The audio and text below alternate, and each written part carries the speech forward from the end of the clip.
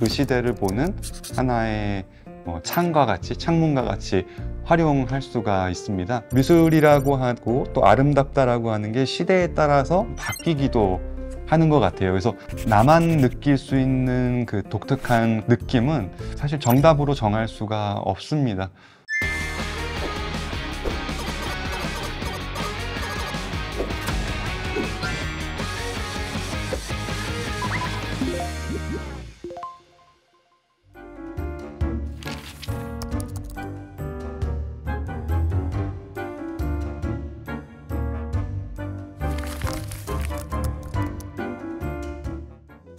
저는 리움미술관에서 우리 옛 도자기를 공부하고 전시하는 일을 하고 있는 이준광입니다. 한국 도자기라고 하면은 고려시대 때 만들어진 청자, 그리고 조선시대 때 만들어진 분청사기와 백자 이렇게 나눌 수가 있는데요. 이런 세 가지 종류의 도자기를 어떻게 사람들이 사용했고 어떻게 변화해 왔는지를 공부하고 이런 것들 토대로 좋은 전시를 기획해서 관람객들에게 보여주는 일을 하고 있습니다.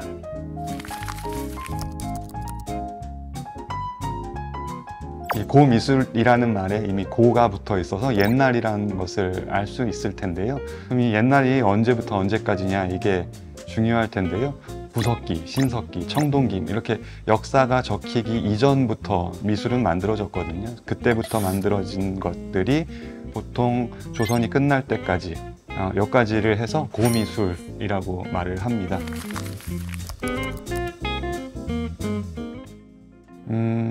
몇 가지로 나누어 볼 수가 있는데요. 먼저 그 시대를 보는 하나의 창과 같이, 창문과 같이 활용할 수가 있습니다. 한 신석기 시대쯤 만들어졌다고 보는 이 바위에다가 그림 그린 것이 있습니다.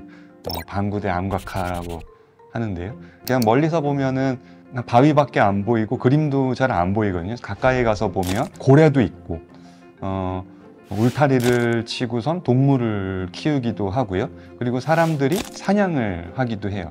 이런 것들을 보면서 당시에는 그냥 벽에다가 그린 그림이지만 우리는 그 신석기 시대의 사람들은 이렇게 사냥도 하고 가축도 키우고 하면서 살았구나라는 것을 알 수가 있죠. 또 한 가지는 어떤 상황에 처했을 때 어떻게 하는 게 가장 현명할까 이런 거에 대한 정답이 이미 그 역사 속에 있을 경우가 많아요. 예를 들어 고려 혹은 조선이라는 나라가 항상 그 평탄한 삶을 살아왔던 게 아니에요. 전쟁도 있고 어떤 때는 나라가 순탄하고 어떤 때는 어려움을 겪고 또 그걸 극복할 때가 있죠. 근데 그 역사의 부침, 그러니까 잘 되고 안 되고의 그 파고를 미술품이 그대로 담고 있습니다.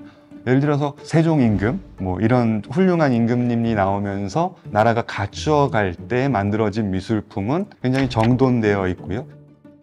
또 임진왜란을 거치면서 나라가 어려울 때는 또 미술품이 좀 변화를 겪고요. 또 그런 것들을 극복해 나갈 때 미술품은 또 어떻게 바뀌었는지 이런 것들을 볼 수 있거든요. 그래서 아까도 말씀드렸지만 그 시대의 창으로서 미술품을 볼 수 있기 때문에 현대인들은 그런 것들을 보고 반면교사, 그러니까 현대에서는 어떻게 변화할까 이런 것들도 예상할 수가 있겠죠. 그런 의미에서 고미술품이 의미가 있습니다. 또 하나는 이 미술품이지 않습니까? 그러니까 미술품은 기본적으로 감상, 또 예뻐야 된다 이렇게 생각할 수가 있어요. 그래서 가장 대표적인 것은 우리 그 수학여행 같은 거 하면 경주 가지 않습니까? 경주 가면 반드시 가는 곳이 그 토암산에 있는 석굴암 석굴을 가요. 이건 8세기 중반, 그러니까 750년경에 만들어졌다고 기록이 남아있는 작품인데요. 본존 불상이 굉장히 아름다우면서도 위엄이 있고 좀 자애로운 모습들을 갖추고 있습니다. 이런 석굴암의 석굴은 그 이전부터 혹은 그 이후까지 이 불상의 발전과 변화를 봤을 때 최정점에 있거든요. 당시로서도 가장 아름다운 작품이지만 요즘 시선으로 봤을 때도 와, 정말 조각 잘했다 이렇게 보편적인 아름다움을 가지고 있습니다. 경주나 그 가야쯤에서 나온 금속 장신구들이에요. 금으로 만든 귀걸이인데요. 그냥 봐도 예쁘지만 저기 위쪽에 크게 동그랗게 있는 곳에 보면 작은 구슬들로 세부 장식이 되어 있습니다. 저 조그만 구슬들을 하나하나 만들어서 붙인 거예요. 굉장히 세밀하죠. 당시 기술로는 어떻게 했을까라고 생각하면 지금도 쉽사리 결론을 내기 어려운 정성을 다한 작품들입니다. 다른 작품을 또 소개해드리고 싶은데, 조선시대의 백자예요. 요즘에 그런 말 있지 않습니까? 뭐 심플 이즈 베스트 해가지고 가장 기본적이게 가장 좋다 이런 얘기들 하는데, 우리 백자들이 그렇습니다.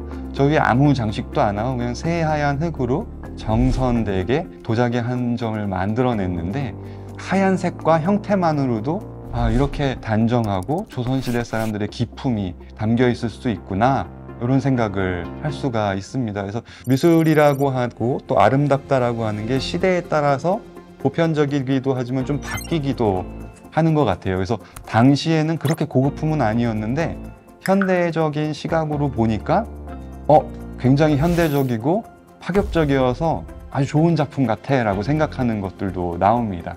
대표적인 게 바로 분청사기라는 거예요.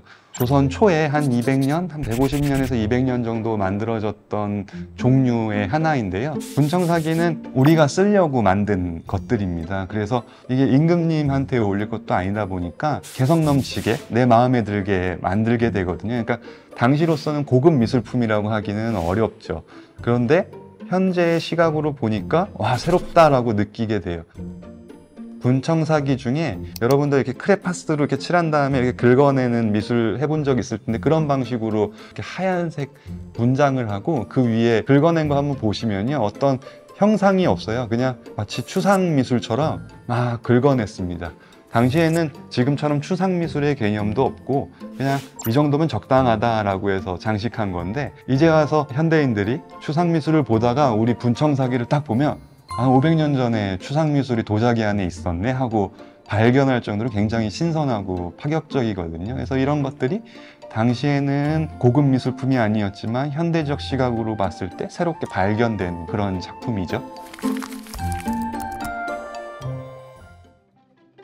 사실 지금 주신 질문은 고미술에 국한되는 것도 아니고 현대미술까지 포함해서 하나의 미술 작품을 감상할 때 드리고 싶은 말씀일 텐데요. 사실 요즘에 매체가 발달돼 가지고 사진 혹은 영상으로 작품을 쉽게 볼 수가 있어요. 그리고 저도 먼저 사진으로 눈에 익혔다가 어떤 우연한 기회에 작품을 대할 경우가 있습니다. 그럴 경우에 굉장히 놀랄 때가 많아요. 생각한 것보다 되게 크네, 혹은 생각한 것보다 되게 세밀하게 그림을 그렸구나, 이렇게 놀랄 때가 많거든요.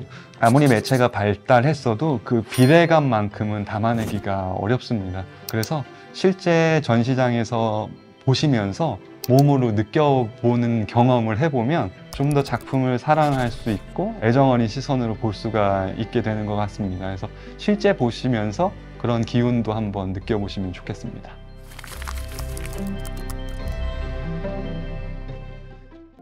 저 같은 경우는 이걸 공부를 하고 전문가라는 이름으로 다루고 있어서 좀 더 깊게 알 수 있다고 생각하실 수도 있겠지만, 모든 사람이 전문적으로 그림이나 미술품을 감상해야 하는 것은 아닙니다. 그래서 자유로운 감상을 해도 된다라고 편하게 생각하시고요. 작품을 보시기 전에 이 작품이 있는 전시장 공간을 한번 봐주시면 어떨까 싶어요. 요즘에는 작품을 잘 보여주기 위해서 작품이 있는 공간까지도 정성 들여서 연출을 하는 경우가 많습니다. 그래서 여기는 어두운 분위기인가 아니면 밝고 경쾌한 분위기인가 해서 큰 분위기를 한번 읽어주시고요. 그런 걸 느낀 다음에 이제 작품 앞으로 다가가서 전체적인 작품을 한번 봐주시고요. 어떤 형태에 담겨 있는 작품인가 이렇게 봐주시고, 그 다음에는 시야를 좁혀서 한 부분을 한번 봐주시면 좋겠어요. 그림일 경우에는 그림의 한 부분이면 좋겠고요. 만약에 공예품, 입체물일 경우에는 형태가 어떤지, 그림이 어떤지, 그리고 색깔이 어떤지 이렇게 나누어서 보는 것이죠. 이렇게 미술관에서 일하면서 관람객분들, 학생분들 보면 미술품 앞에서 좀 작아지는 모습들을 볼 때가 많고요. 작품을 대할 때 너무 어렵게 생각 안 하셨으면 좋겠습니다. 왜 어렵냐 하면 작품을 감상하고 이해하는데 정답이 있다고 생각하니까 어려운 거라고 생각이 들거든요. 하지만 나만 느낄 수 있는 그 독특한 감정이나 느낌은 사실 정답으로 정할 수가 없습니다. 제가 한번 비유를 해보자면요. 개인적으로 야구를 굉장히 좋아하는데 얼마 전에 있었던 WBC에서 일본이 우승했죠. 오타니 선수가 그 결승전 하기 전에 그 더가웃에서 선수들에게 이런 말을 했다고 하는데 꽤 인상 깊었습니다.